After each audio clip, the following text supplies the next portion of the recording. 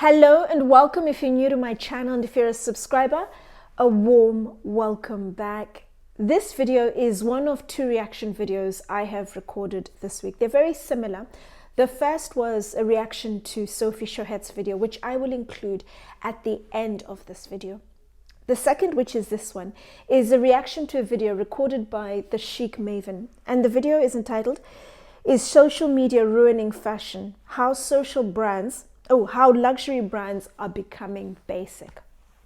It's a topic that I'm incredibly passionate about, especially when you delve below the brands and you look at the workings of the industry, the psychology of consumers. And I thought, instead of typing a whole missive in her comment section, why not respond to a few of the snippets in the hope of starting a conversation and just getting viewers to be a little more conscious and possibly change their consumption of luxury.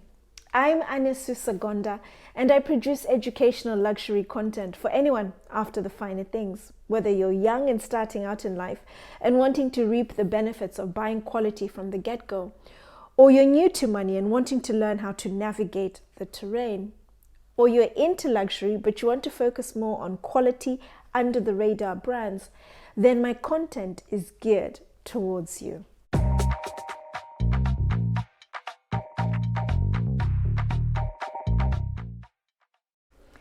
The first few minutes of your video had quite a few points I wanted to touch on, but I'm going to condense them and create two different sections. The first bit is focused on the statement you made about social media making certain items look basic. They're buying it to be seen.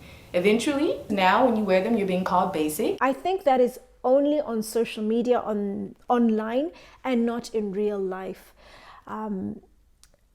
The luxury market as a whole is relatively young, and the majority of consumers within the space are very much at their first-time purchases. So people love a story. People want to be able to talk about how they got their luxury item. For example, the Birkin is a proven success in terms of a video idea. Now you're basic for carrying any of those items. It's even to the point where even the Birkin. Everybody wants to hear how you got your Birkin, the hoops you had to jump through, the lengths you went to, how much money you had to spend. And it's an idea that'll get you views, it'll also get you subscribers. And so people are typically like sheep. They will follow something that works. Why try and fix something if it ain't broken? And they know they're going to get the views. So social media becomes flooded with the same ideas, going over the same things. And it makes certain things look like there's just so many of them. It's basic, everyone has it. But in real life, that is not the case. I'm based in London, and you will only see certain luxury items, a lot of what you mentioned, in certain areas. Think, for example, Harrods, Selfridges, Liberties of London, some of the big luxury department stores. You will see consumers out and about shopping, dining in restaurants in the luxury department stores with those bags. Harrods is in one of the most affluent parts of London, an area with some of the most expensive real estate globally.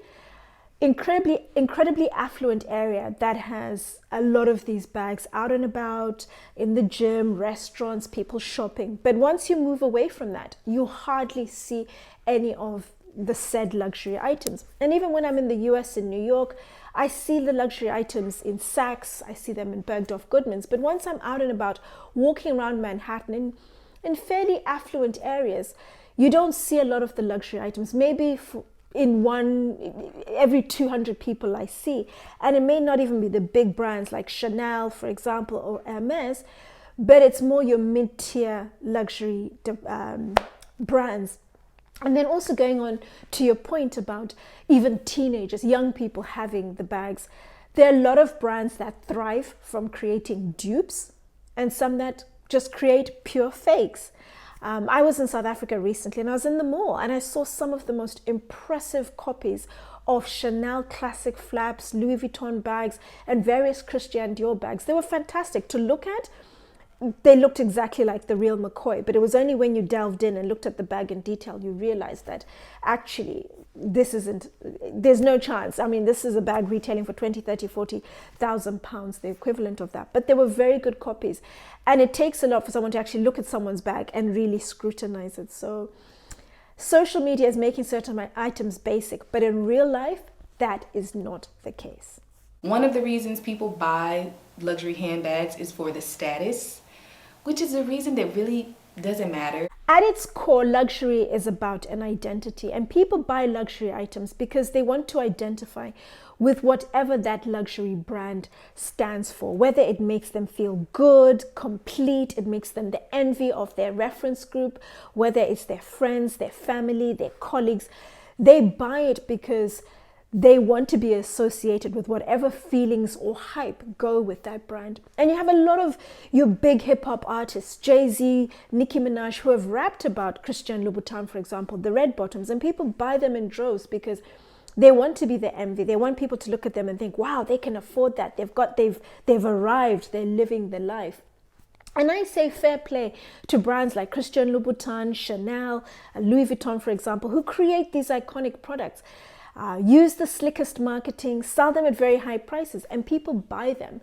They buy into the exclusivity and the apparent lifestyle that goes with them. But I think YouTubers like you, whose content I really enjoy watching, it's your duty of care to keep pushing the message and to get more and more people on board, pushing the message about buying quality, buying items you can wear again and again, they stand the test of time, going for timeless pieces, and just making people appreciate or help them evolve their taste over time and go beyond the hype, but buy items that are truly well made in terms of the quality of the materials used and the craftsmanship. I'm going to just go into the price increases. Like, luxury items have gotten so expensive with all of these price increases that it has just become ridiculous. Like, there is a marketing term called brand equity, and brand equity represents the value of the brand. It's the premium that can be added on top of what you started off with, that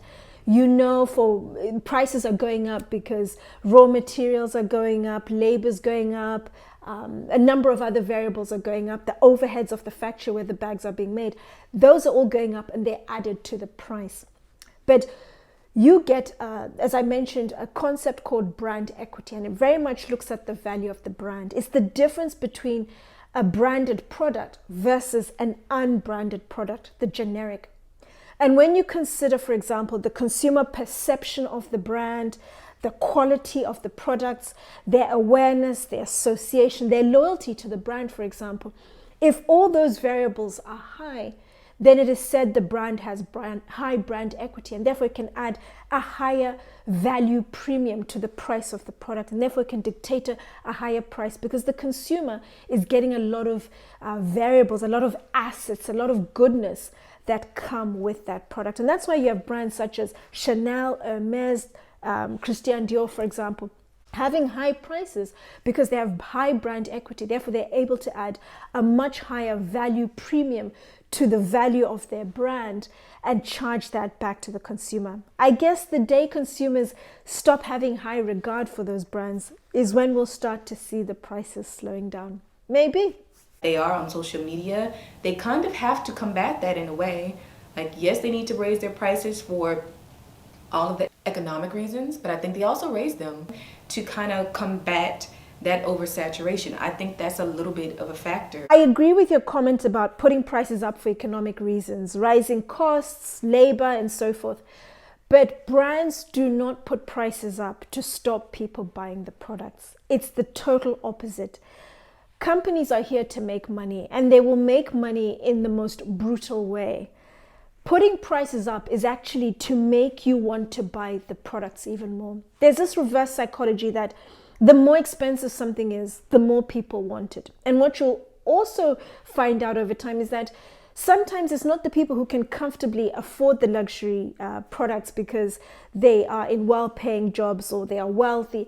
It's typically people who can't really afford the luxury items. They literally have to beg, borrow, steal to afford these items. And brands put up the prices to create the impression of exclusivity. They create the amazing, iconic products that people talk about, the Lady Dior, the Birkin, the Chanel Classic Flap, for example. And they create these amazing products that people admire, they revere. Combine them with the slickest marketing, selling them at very high prices. And it makes these products seem incredibly exclusive and even more alluring, and people buy them because they want to buy into the identity, whatever these brands represent, whatever they mean to them. people buy into them for that reason. So brands know that with good brand equity, they have the capacity, they have the good customer perception to be able to keep putting their prices up, because people will keep buying, and they keep doing that, and they keep making more and more money, and ultimately billions of dollars in profits. As an investment bag, so we can get into that. That's one reason why people buy a lot of handbags. They buy them as investments, but are they really investments? I don't think so. This whole concept of buying bags as an investment it's alien to me. I'm of African descent, and when I started buying luxury about 25 years ago, the intention, and I guess my reference group when I'd speak to others, it was all about you buy items that you use, you wear, and enjoy. There was never the suggestion you buy something as an investment or you sell it later when you're bored.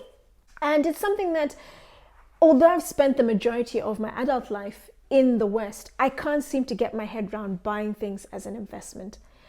To me, buy items, use them, enjoy them, make the most of them. And I don't think a person even needs 20, 30, 40, 50 bags. To me, it's a lot. I think a person typically needs a carefully curated selection of possibly 5 handbags, depending on your lifestyle: a work bag, an evening bag, something for going out, a gym bag, a cocktail bag, whatever it is. 5 bags, the very best, the best you can afford, and you use them and wear them to death and enjoy the bags. I just don't understand this whole investment concept, and it's something I'm going to talk more and more of on my channel, that I'm not a big fan of investments. There are better ways to invest your money than in handbags if you're really serious about it. And I'm all about buy the best you can afford and enjoy those items. And just, for example, handbags, buying a beautiful leather bag, it's natural, and you watch it develop the patina as it softens and develops that gentle, very subtle sheen. To me, that is priceless, and that's what luxury is about. Influencers play their part in changing the dynamic of how people consume fashion. I understand that influencers have a job to do. Their whole job is to be a walking advertisement, to sell products. I just feel like the way that it's being done now, it loses its appeal. I agree with you. Influencers have a job to do, but I think it's very easy for YouTubers now, for influencers, to have a channel and just keep saying the same message, wander around the same brands everyone's talking about. And that's why I particularly like your channel, Chic Maven and Sophie Shahet's, because you bring in different brands. We need different brands. We need people who are going to make you think differently. And I think viewers of content, which I am at times, we need to be a little more demanding, a little more discerning about what we watch, what we want, what we need.